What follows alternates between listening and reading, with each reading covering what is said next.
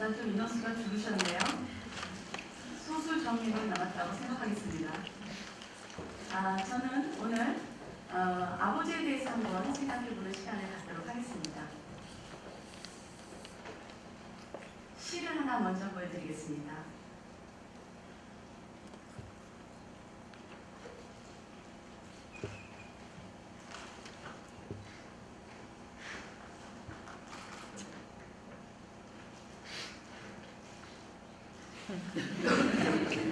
네, 어느 초등학교 학생이 쓴 시라고 합니다. 좀 씁쓸하시죠? 네, 아버지가 집에서 아마 어떤 역할을 하는지 잘 모르겠다 이런 생각이 드는 것 같습니다. 아버지 역할은 도대체 무엇일까요? 오늘 아버지 역할에 대해서 한번 생각해 보도록 하겠습니다. 특히 자녀를 기르는데 자녀 양육에서 아버지는 도대체 어떤 존재일까요? 자, 어머니가 아이를 기르는 모습입니다. 익숙하시죠? 많이 보신 그런 모습입니다. 네, 아이가 많아지면 엄마는 굉장히 힘이 세집니다. 네, 이런 모습은 아주 흔하시죠? 네, 아버지는 멀찌감치 계시고 엄마는 자녀를 열심히 양육합니다. 이 모습은 어떠신가요? 익숙하신가요? 네, 젊은 아버지들은 굉장히 익숙하신 것 같고요. 연세가 좀 있으신 아버지들은 아니 무슨 남자나 이런 생각을 하실지도 모르겠습니다. 서양에서도 아이를 열심히 기르고 있습니다. 네, 셋씩 맡깁니다. 매스컴에서는 계속 아버지에게 무언가 하라고 합니다. 네, 옆집 아버지는 달라졌으니 우리 아버지도 달라지라고 합니다. 네, 아이들 참 귀엽죠? 아이들 여기서 팁 하나 드리겠습니다. 아이들 얼굴은 잘생기나 못생기나 참 귀엽습니다. 왜 그렇죠? 네, 양육이 필요로 되어지는 존재이기 때문입니다. 귀여워야 계속 길러줍니다. 때로는 화를 내기도 합니다. 도대체 아버지가 무언가 해야 되는 분위기입니다. 그것만 합니까? 그런데 여전히 남아있는 아버지 역할이 또 있습니다. 아침이면 열심히 출근합니다. 가서 열심히 일합니다. 돈 벌어 오라고 합니다. 이것도 여전히 아버지의 역할로 남아있습니다. 참으로 혼란스럽습니다. 아버지가 도대체 몇 개의 역할을 해야 한다는 말입니까? 아마 이런 것에 공감을 하실 겁니다. 동물들은 어떨까요? 네, 다 여전히 동물도 귀엽습니다. 그런데 동물들은 포유류의 3 내지 5%만이 자녀를, 새끼를 양육합니다. 그 포유류의 3 내지 5% 안에 들어가는 것이 인간이죠. 그러면 얘들은 이미 태어날 때부터 굉장히 많이 성숙한 상태로 태어납니다. 태어나는 날 걸어갑니다. 우리는 1년 걸립니다. 인간은 왜 양육자가 필요한가요? 아까 이야기했습니다. 아주 미성숙하게 출생합니다. 15년 이상 최소한 돌봄이 필요합니다. 요즘은 어디 가서 이제 배우고 스펙 쌓는 것이 취미생활이죠. 30년은 좋게 필요할 수도 있습니다. 양육이 굉장히 오래 걸리는 일이고요. 그래서 역할 분담이 필요하게 됐습니다. 효율적으로 나누어서 하게 됐습니다. 아버지는 그동안 돈 벌어오는 역할을 했습니다. 경제적 부양자입니다. 어머니는 집에서 아이를 기릅니다. 그것을 우리는 도구적 역할, 표현적 역할 이렇게 이야기했지요. 그런데 그 역할이 바뀌었습니다. 언제부터? 사회가 변화되면서부터 바뀌었습니다. 엄마도 나가서 돈을 벌어봅니다. 경제적 부양자 역할을 하게 됐습니다. 아버지는 그동안 양육자 역할은 안 해도 됐습니다. 그래서 우리가 아버지는 잊혀진 양육자다 이렇게 표현하기도 했습니다. 그런데 지금은 그 역할이 바뀌었다는 것. 인류가 생긴 이래 아버지가 경제적 부양자가 아닌 양육자의 역할을 하는 것은 인류 역사상 처음 있는 일입니다.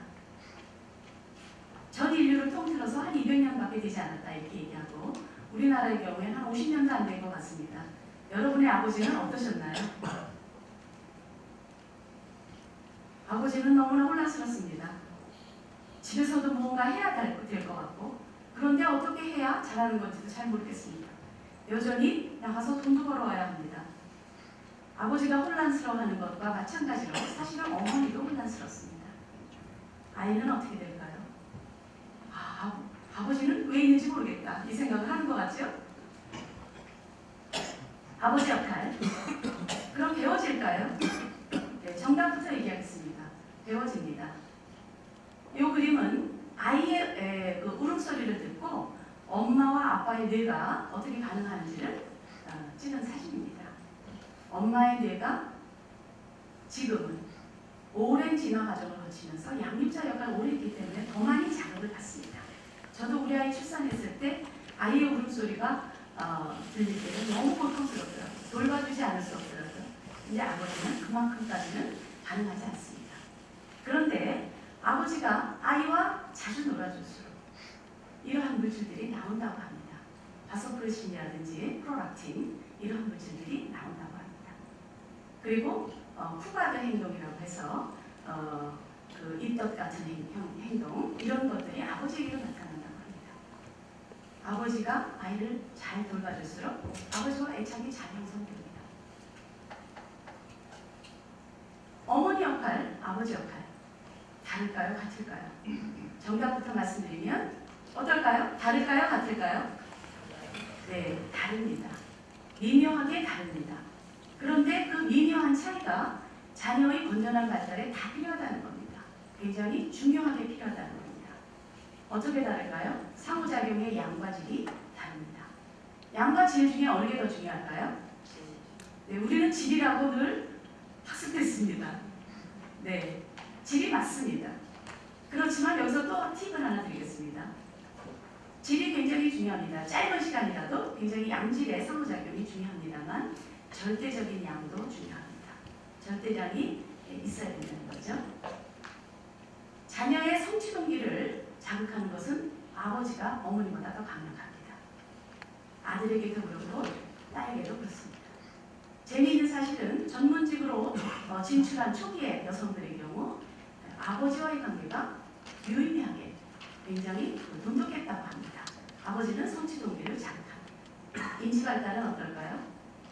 아버지와의 상호작용이 많은 아이들이 언어 발달과 그 수리 능력의 발달 중에 어느 쪽이 더 자극받을까요? 수리 능력입니다. 공간 능력입니다. 그러나 딸의 경우라 할지라도 언어 능력이 더 발달되는 것이 아들보다는 딸이 더 그렇죠. 그러나 아버지와의 상호작용이 많을 경우에는 수리 능력 쪽이 더 발달된다고 합니다. 아버지는 주로 아이들하고 어떻게 노는가 보면 신체적인 놀이를 주로 합니다. 어머니는 주로 양육을 합니다. 아이가 편안하게 있는데도 물고 빨고 하는 것이 어머니입니다. 아버지는 아이가 기저귀를 갈아야 하는데 들어올립니다. 그런데 아버지들은 조금 더 배워야 합니다. 왜냐하면 딸들의 경우에 유아기를 지나면 아버지가 그렇게 신체적인 놀이를 하는 것에 그렇게 좋아하지 않습니다. 아버지는 친숙한 그런 그 의미로 아이하고 장난하고자 합니다. 딸은 그것이 아버지와의 그 좋은 상호작용이 아닙니다. 아버지는 역할을 배울 필요가 있습니다. 성역할 발달 마찬가지입니다. 아버지는 아들의 남성성 발달에 영향을 줍니다. 그런데 재미있게도 아버지는 딸의 성역할 발달에도 영향을 줍니다. 아버지와의 상호작용이 높은 딸의 경우에 남성성이 아니고 여성성이 더 발달합니다. 이것은 남녀공학의 여학생이 여대의 여학생보다 더 여성적인 측면이 있는 것과도 일맥상통합니다. 또 도덕성은 어떨까요? 도덕 판단 기준은 어머니로부터 더 많은 영향을 받는 것으로 되어 있습니다. 그러나 일부 연구들은 보다 더 큰 가정을 넘어서는 공동생활이라든지 국가와 같은 차원의 도덕 개념에 대해서는 아버지의 영향력이 더 큰 것으로 나오고 있습니다. 아이와 아버지가 애착관계가 잘 형성될 때 아이의 사회성 발달은 지극히 긍정적으로 발달합니다. 그리고 그것이 그 이후에 결혼 이후에 자녀의 결혼 이후에도 영향을 미칩니다. 우리는 이것을 세대간 전이다 이렇게 부릅니다. 자, 지금 아버지 역할 뭔가 해야 될 것 같으죠? 지금 아버지 역할을 소홀히 하면 자녀는 어떻게 될까요? 극단적인 모습으로 보여드리겠습니다. 이렇게 될 수도 있고요. 이럴 수도 있습니다. 극단적이지 않다 할지라도 아버지가 아버지 역할을 적절히 하지 못할 때 자녀의 발달은 온전하게 가기 어렵습니다. 더 충분하게 가기 어렵습니다.